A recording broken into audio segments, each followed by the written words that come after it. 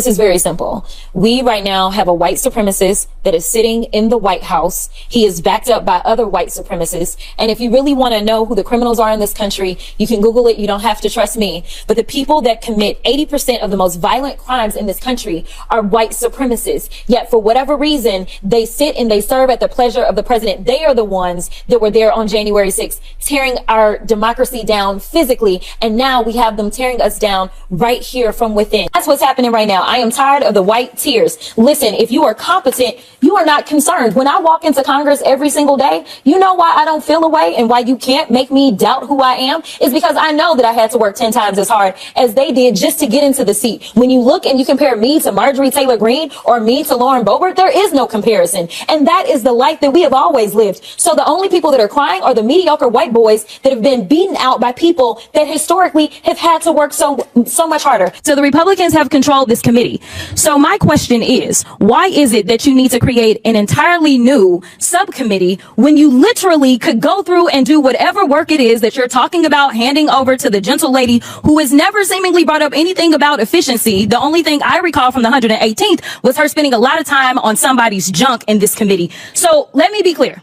Y'all had a chance. You chose not to use it. So why should the American people be convinced that now all of a sudden, because you create a new committee that has been promulgated by a real oligarch, you're talking about Chuck Schumer and Nancy Pelosi, they were actually duly elected, not somebody sitting there buying Twitter and just happened to be the richest person in the world telling y'all what to do.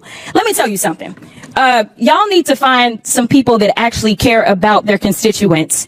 And honestly, whenever y'all are ready to work, we on this side of the aisle have always been ready to do what is right by the American people. Instead, what you can continue to do is go after the most vulnerable in our country. You know, what is wild to me is that this word patriot seems to be getting co-opted for propagandists, because that's what they do. All right. So we're going to talk about what my colleague from Georgia, she talked about misinformation, and I don't know what she was talking about, but nevertheless, we can look at her own tweets and we can find plenty of misinformation, but we're just going to go through one specific tweet.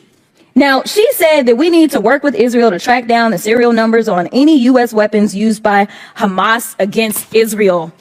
Dr. Snyder, I may be going out on a limb, but are you aware that that was actually just propaganda that was put out and there actually were not U.S. weapons that were being used by Hamas as she attempted to insinuate in this tweet? I mean, first of all, I appreciate the clarification. I knew that the question, who were the American presidents, was going to be the toughest one from that side. So I appreciate your pointing out. Yes, I mean, obviously what you have is a typical example of American-Russian messaging where the implicit idea is supposed to be we shouldn't give weapons to Ukraine because they're going to end up going somewhere else. There's no evidence for that. It's hard to think of an example where American weapons have been leveraged with such success as on the Ukrainian battlefield. Thank you so much. In fact, for some people, especially people that serve on the committee, they may be surprised to know that it's actually a former Russian president and Putin's sidekick, Dmitry, and I don't want to slaughter him.